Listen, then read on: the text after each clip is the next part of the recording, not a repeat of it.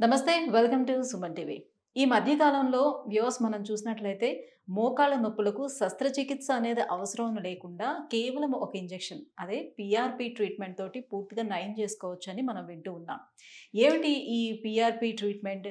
ఈ PRP treatment అనేది కేవలం మోకాళ్ళ నొప్పులకు మాత్రమేనా? లేకపోతే ఇతర నొప్పులకు కూడా పనిచేస్తుందా? మన శరీరంలో ఏ అవయవాలకి పీఆర్పీ ట్రీట్మెంట్ అనేది చేసుకోవచ్చు. ఈ ప్రొసీజర్ అనేది ఏ రకంగా ఉంటుంది? సో, ఈ విషయాలు అన్నీ కూడా తెలియజేసేందుకు మనతో పాటు ఉన్నారు డాక్టర్ సుధీర్ ధారా గారు from EPN pain management, Trishul Nagar. Hello sir. Hi అండి. సార్, పీఆర్పీ ట్రీట్మెంట్ గురించి బాగా ఈ మధ్యన ప్రచారం అయితే బాగానే జరుగుతూ ఉంది. సో, చాలామంది అడుగుతా ఉన్నారు. సో, నేను కూడా ఇంటర్వ్యూలు చేస్తున్నాను కాబట్టి బయటకెళ్తే నన్ను కూడా అడుగుతా ఉన్నారు. సో, పీఆర్పీ చేయించుకుంటే మాకు తగ్గిపోతాయా మోకాళ్ళ నొప్పులు? మేము ఎన్ని ఇయర్స్ వరకు బాగుంటుంది ఏంటి అని అడుగుతా ఉన్నారు. సో, వాళ్ళకి సంబంధించినటువంటి కొన్ని డౌట్స్ని క్లారిఫై చేసుకోవాలనుకుంటున్నాను, వాళ్ళు అడిగినటువంటి డౌట్స్. సో, పీఆర్పీ ట్రీట్మెంట్ అనేది కేవలం మోకాళ్ళ నొప్పులకేనా? ఎందుకంటే ఎక్కువ ప్రచారం జరుగుతుంది మోకాళ్ళ నొప్పులు తగ్గిస్తుంది అని. ఇంకా అదర్ డిసీజెస్ దేనికైనా ట్రీట్ చేస్తారా? బేసికలీ మీరు అన్నారు కదా, మోకాళ్ళ నొప్పులకి ప్లస్ ఇంకోటి డిసీజెస్ అన్నారు. ఇవి డిసీజెస్ కాదు.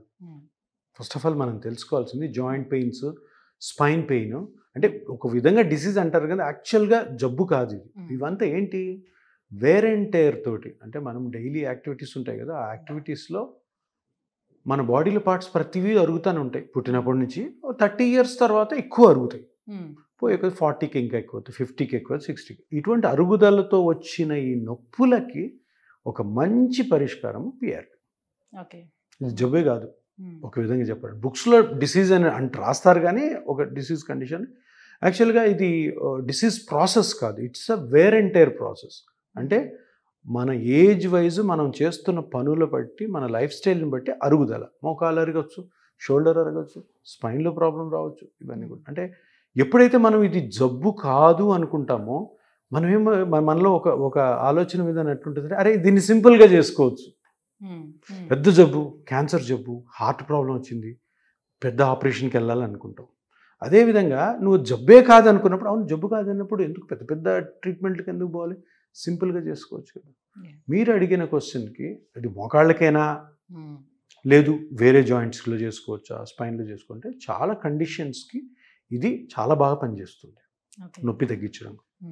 ఏం కండిషన్స్, ఏ కండిషన్ వల్ల అయితే నీకు నొప్పి వస్తుందో ఆ కండిషను, ఆ స్ట్రక్చర్ని కనుక్కొని మనము ఈ పిఆర్పీతో ట్రీట్ చేయగలిగిన కండిషన్స్ అన్నింటిలో కూడా వాడుకోవచ్చు.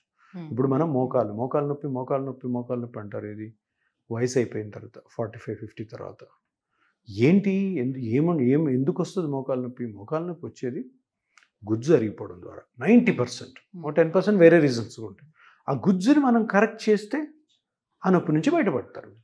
అదే ఎనీ జాయింట్. సో అదేవిధంగా అది ఎనీ జాయింట్ అంటే అన్ని జాయింట్స్లోనూ ఉండదు, మ్యాక్సిమం జాయింట్స్లో చేసుకోవచ్చు. షోల్డర్ చేయొచ్చు, రిస్ట్ చేయొచ్చు, ఎల్బో చేయొచ్చు, హిప్ జాయింట్ చేయొచ్చు, యాంకిల్ జాయింట్ చేయొచ్చు.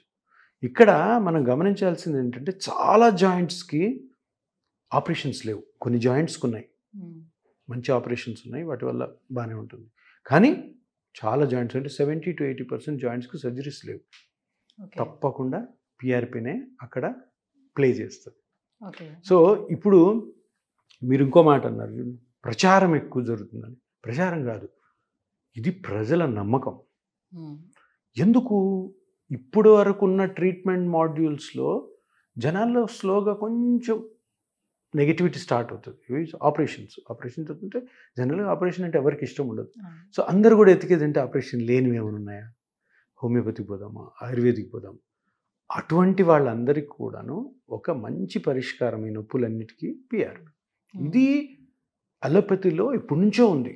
దట్ ఇప్పుడు స్లోగా అది అవేర్నెస్ క్రియేట్ అవుతుంది. సో అవేర్నెస్ క్రియేట్ అయ్యేది ఎందుకు అంటే ఒక ట్రాన్స్ఫార్మేషన్ అంటాం. సర్జికల్ ఎరా నుంచి నాన్ సర్జికల్కి వస్తున్నాం. సింపుల్గా అయిపోవాలి, టెక్నాలజీ పెరిగింది కాబట్టి. తర్వాత కూడా ఫర్దర్గా కూడా కాంప్లికేషన్స్ ఉండొద్దు అని చూస్తారు. కాంప్లికేషన్స్ లేని ట్రీట్మెంటే ప్రతి పేషెంట్ కూడా కోరుకునేది. కొన్ని కండిషన్స్లో ఆ సైన్స్లో ఆ డెవలప్మెంట్ ప్రకారము కొన్ని సర్జరీస్ వచ్చాయి. ఆ సర్జరీ అనగానే కాంప్లికేషన్ ఉంటుంది. అంటే అందరికి కాదు, కొంత పర్సంటేజ్. ఎందుకు ఆ పర్సంటేజ్ కూడా ఉండకూడదు అనేదే ప్రతి ఒక్కరి కోరిక కదా. దానికి బెస్ట్ ట్రీట్మెంట్ అటువంటి అనుకున్న వాళ్ళకి ఒక మంచి పరిష్కారం పిఆర్పి. సరే ఈ అరుగుదల అనేది మీరు అన్నట్టుగా కొంతమంది మనము ఎక్కువగా డయాబెటిక్ పేషెంట్స్లో మనం చూసుకున్నట్లయితే చాలా తొందరగా వస్తూ ఉంటుంది. అండ్ మోర్ ఓవర్ ఏంటంటే ఒబేస్ ఉండే వాళ్ళలో కూడా పాపం చాలా ఎక్కువ తొందరగా ఉంటుంది. సో వీళ్ళల్లో ఈ డయాబెటిక్ ఉండే వాళ్ళలోనే అంత తొందరగా సర్జరీస్కి వెళ్ళలేరు వాళ్ళు. సో అలాంటి వాళ్ళు ఇప్పుడు పిఆర్పి తీసుకుంటే ఎంతవరకు వాళ్ళకి బెనిఫిట్ అనేది ఉంటుంది? డయాబెటీస్ ఉన్న పేషెంట్స్కి ఇటువంటివి కండిషన్స్ వస్తాయని కాదు. ఒకవేళ ఇటువంటి కండిషన్స్ ఉంటే డయాబెటీస్లో హీలింగ్ పవర్ తగ్గుతుంది కాబట్టి వాళ్ళలో కొంచెం ఫాస్ట్గా ఇది అవుతుంది. డయాబెటీస్ ఉన్న పేషెంట్లో జాయింట్ పెయిన్స్ కానీ స్పైన్ కానీ అండ్ ట్రీట్మెంట్ కూడా కష్టం అవుతుంది. డయాబెటీస్ ఏంటంటే ఇన్ఫెక్షన్ ప్రోన్ ఉంటారు. ఏదైనా సర్జరీ చేసాం అనుకో డయాబెటిక్ పేషెంట్ చాలా జాగ్రత్తగా ఉండాలి. దాంట్లో ఇన్ఫెక్షన్ వచ్చిందంటే కష్టం నార్మల్ పేషెంట్తో కంపేర్ చేస్తే. అట్లా అని అందరికి వస్తుందని కాదు. సో డయాబెటీస్ పేషెంట్స్లో అరుగుదల ఎక్కువ ఉంటుంది. అరుగుదలకి గల ట్రీట్మెంట్స్ కూడా రెస్పాన్స్ కొంచెం తక్కువ ఉంటుంది. సో అందుకని డయాబెటిక్ పేషెంట్స్ చాలా కేర్ఫుల్గా ఉండాలి. ఇప్పుడు డయాబెటీస్ నేను చాలామంది చూస్తుంటాను, డయాబెటీస్ ఉంది సార్ నేను వాకింగ్ చేయాలంటారు. వాకింగ్ చెయ్యి, కానీ నీ మోకాలు నొప్పి ఉంటే వాకింగ్ ఎట్లా చేస్తావు? వేరే విధమైన ఎక్సర్సైజ్ చెయ్యి. ఇప్పుడు వాళ్ళ కార్డియాలజిస్ట్ ఏమంటాడు, నువ్వు వాకింగ్ చేయాలి తప్పకుండా, నీకు డయాబెటీస్ ఉంది. వాళ్ళు డయాబెటాలజిస్ట్ అంటాడు, ఫిజిషియన్ అంటాడు. మనం ఏం చెప్పాలా, సార్ నాకు మోకాలు నొప్పులు ఉన్నాయి సార్, నాకు స్పైన్ పెయిన్ ఉంది సార్, దానికి సంబంధించిన ఎక్సర్సైజ్ చెప్పారు. అడగారు, ఆ మోకాలు నొప్పితోనే నడవాలని ప్రయత్నం చేస్తుంటారు. ఏమవుతుంది? డయాబెటీస్ సంగతి దేవుడు ఎరుగు, మోకాళ్ళు పోతాయి, స్పైన్ పోతుంది. సో అంటే డయాబెటీస్లో మీ డయాబెటీస్ గురించి చెప్తారు కాబట్టి డయాబెటీస్లో తీసుకోవాల్సిన లాజికల్ కరెక్షన్స్ ఇవన్నీ అనమాట. నేను నడుస్తాను సార్, ఏమిటి నాకు షుగర్ కంట్రోల్ ఉంటుంది. రే బాబు, షుగర్ కంట్రోల్ అవ్వాలంటే వాకింగ్ ఒక్కటే ఎక్సర్సైజ్గా చాలా ఎక్సర్సైజ్ ఉన్నాయి.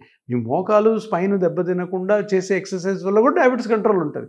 ఇది తెలుసుకోవాలి జనాలు. అది తెలుసుకోలేదనుకో, నన్ను మా కార్డియాలజిస్టు లేదు మా ఫిజిషియను నా షుగర్ కంట్రోల్ చేసే డాక్టర్ తప్పకుండా వాకింగ్ చేసి అరగొట్టుకుంటారు. ఇప్పుడు అదే 60-65 ఇయర్స్లో కూడా మోకాలు నొప్పి ఉండదు, వాకింగ్ చేయ, వాళ్ళు బిజీగా ఉంటారు. డాక్టర్స్ ఏమంటారు, వాకింగ్ చేయంటారు.